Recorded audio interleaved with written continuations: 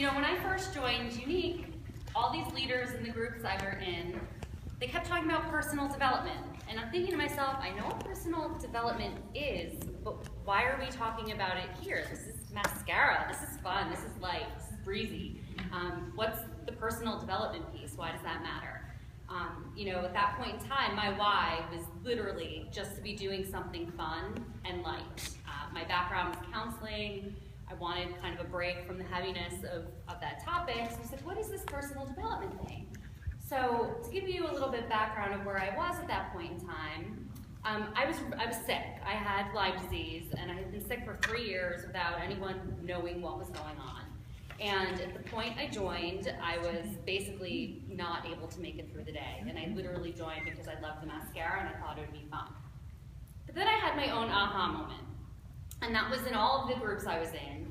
I was seeing all the success. You know, Carrie was jumping through ranks, other people were jumping through ranks, they were making money, and they were doing this from home on social media. And I realized, gosh, if my new normal is stuck on the couch sick, I can still work. I can do this. And I want what they have. I want to make this happen. And I dove in. And I dove in head first. And I listened. And I said, I want to be like her. And I want to be like her. And I want to be like her. What are they doing? And they were all talking about personal development. So I copied. So I'm going to do what they're doing. I don't know what the heck I'm doing. I'm just going to copy what these others are. So Nicole, you were one of them. I joined the Get Green group.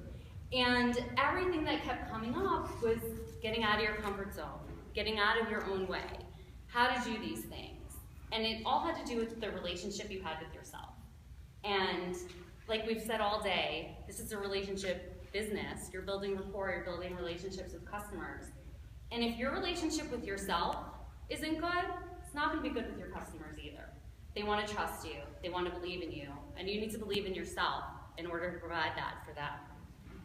So to get to that next level, and whatever that is for you, you really need to get to know yourself and get out of the comfort zone and make those openings for yourself.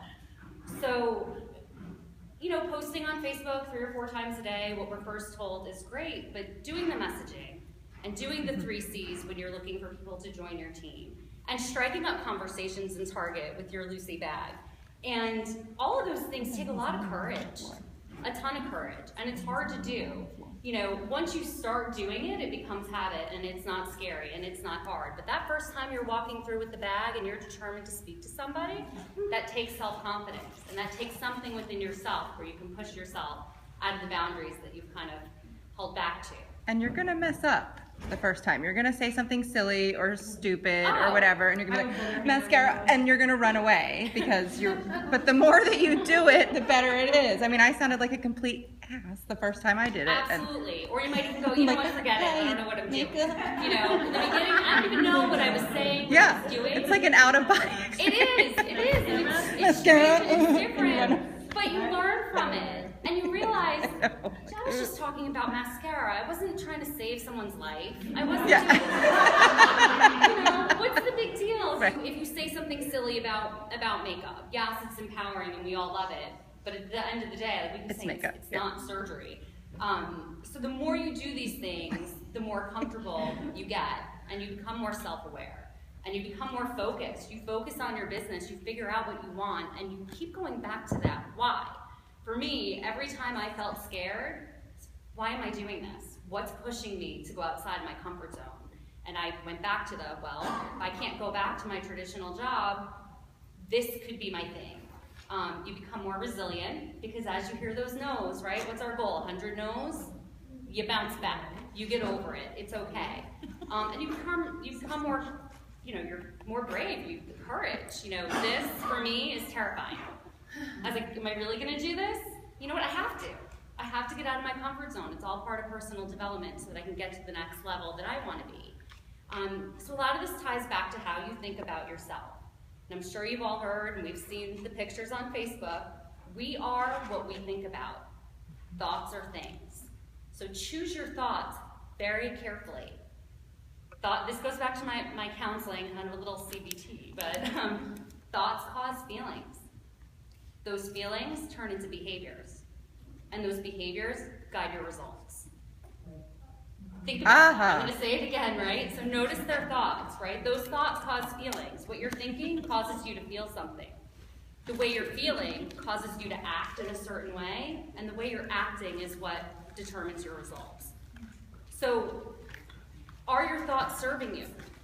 Are your thoughts getting you where you want to be? Are the thoughts that you're having matching the goals that you have for yourself? And if not, you need to change your thoughts. Okay, so when you all came in today, you may have been thinking something. Maybe you came by yourself, and that's kind of scary. I can't do this, I'm too shy. Or maybe you're thinking whatever negative thought. I don't want to put any in your head. But I do have an exercise that I want to do with you, if you'll bear with me. Everyone should have paper in front of you. Draw a line down the middle of your piece of paper.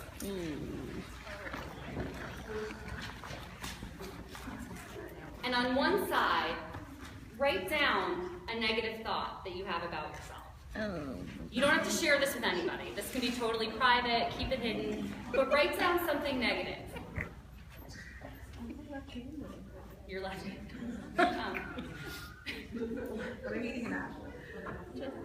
Put your apple down. Then, on the opposite side of that column, I want you to reframe that thought and turn it into a positive. Okay? So for me, I'll give you an example, and I'm trying to think of something. My negative may be, there's no way I can get in front of everybody. I'm going to mess up and make a fool of myself. That's an accurate thought that I had. How I can flip that around to better serve me is, this is good practice. I need to do this if I want to get to the next level I want to do. What's the worst thing that happens? No one's thrown anything at me yet. You know, so, so once you do that, you're negative and then you're positive. If there's anyone brave enough to share it, that'd be great. But if not, yeah, go ahead. I have 2 reconstructive knees, and I'm looking at my 4th and my 5th surgery, one on each knee this summer. So I'm handicapped. It's very frustrating. I've been a volunteer firefighter for 25 years, and to know that I can't do that anymore makes me very mad. But it makes me more empathetic and understanding when I see people who are on crutches, who have knee braces, who cannot walk at all. My neighbor 2 doors down the street had polio. She's in an electric wheelchair with 3 sons. So, and one of her sons is a diabetic. So the medic's on my block every other month. So I'm kind of like, yeah, okay, I can still walk. Well, thank you for sharing. Come on, walk on up and pick a prize for sharing that. That's hard. All right, bring it over to share. Okay, so that's just one exercise. But practice doing this. You don't have to write everything down, but when you catch yourself thinking something negative, I can't do this person's gonna say no, they're gonna laugh at me, they're gonna do whatever. Turn it around, try and flip it, find that positive, think of it in a different way. Try on a new behavior, do something new to get out of your comfort zone. Tell yourself you can do it. It's gonna be cliche city for a second. So fake it till you make it. Dress for the job you want, not the job you have. Acting as if. Has anyone ever heard of kind of taking that on? Acting as if. You act as if. My goal was green when I first joined. I was going to act like I was green. I did everything that a green level presenter did, and I acted as if I was already where I wanted to be, and guess what? I got there. So it starts to become real the more you try on those behaviors of kind of where you want to be. So visualization is a big part of this. So make your thoughts match what you want, as we're saying, but picture it. Picture your end goal. Picture what it is you want to have. Picture what it is you want to bring into your life. And look at it daily. Write it down. On my mirror, I've written down what I want my income to be per month. And for the longest time, I had purple and black written on there with dates. Those were kind of the bigger goals. And then I sat down and wrote those goals down. And I'll talk about that in a minute. But picture it. Picture what you want. Don't picture what you don't want. Picture what it is you do want. You know, I want that boat. I want to be at the beach with my family. I want more time with my kids. That's what I picture. I don't picture myself going to a job I hate. That's not going to get me where I want to be. Visualize what you want. And that comes down to making you a better presenter and a better leader. Because do you want to buy from somebody who doesn't believe in themselves? Do you want to buy from somebody who's like, you don't want to buy from me, I don't really know what I'm talking about, I can't put the mascara on myself, and No, you want to buy from someone who's like, this is the best stuff ever. I love it. It's made me more confident. You want to join a leader who believes in themselves and who believes in you. So you need to become those things that you're drawn to. Just like I said, copy your leaders. Attract what you put out there. Find somebody to copy. Find somebody who's where you are, where you want to be, and follow their lead. And some of the other ways to do personal development that Carrie mentioned earlier, books. My favorite book is Beach Money. I meant to bring it today and I didn't. Beach Money is my favorite. It's a short, easy read. GoPro, Building an Empire, Positive Intelligence. That one's definitely a little meatier. It takes longer to get through, but it's good.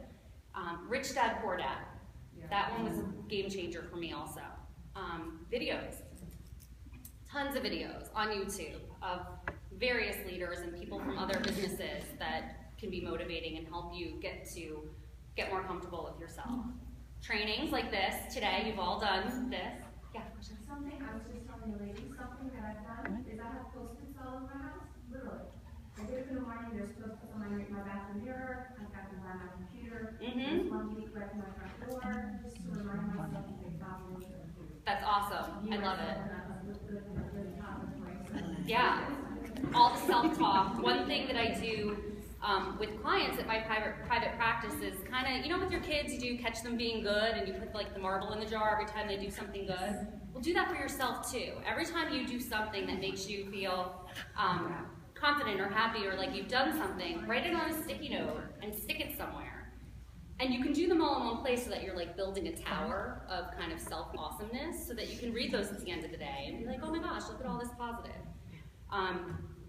Now here's the thing with personal development. You don't want to spend all day doing it because that's not an income producing activity, right? Limit yourself to 30 minutes a day, okay? And the biggest piece, yeah. One other thing, I don't know about you guys, but I spend like my life in the car. I may as well be a truck driver. I am in the car so much. So I have my rolling university, which is, you can do YouTube and just listen to it. You don't have to see it. Just have, like, if you search personal development for X topic, a list of videos, like highly voted videos will be there, and just go through them and just listen while you're in your car. Or you can download like the webinars or the podcasts and all that onto your iPod. Or the audiobooks of the books you were mentioning. Definitely. Well, when we drove to the Columbus training, I was with my whole family. My kids were watching their video in the back seat. My husband and I, we listened to GoPro on the way to Columbus. He's not in direct sales, but he found it useful. I was like, we have 6 hours in the car right now. We're going to make this 6 hours productive. But the thing with all of this is what you're learning, and even today, what you're walking away with today, you need to implement. So you can absorb a lot by listening, but you've got to take steps and put it into action. So I asked some of the other Black status leaders for kind of their daily personal development tips, and some of what I got back was reading at least 15 minutes a day of any of the books I mentioned or something else that you find. Tell yourself something that you love about yourself every day in the mirror. People will join you because you're awesome. You have to agree with them, right? You have to think you're awesome. So every day, something you love. I like to write it down and put it someplace so I can look at it. You know, change those negatives to positives. All the affirmations, we all post them on Facebook all day long, right? Those are really good. Try to kind of absorb them, let them become you.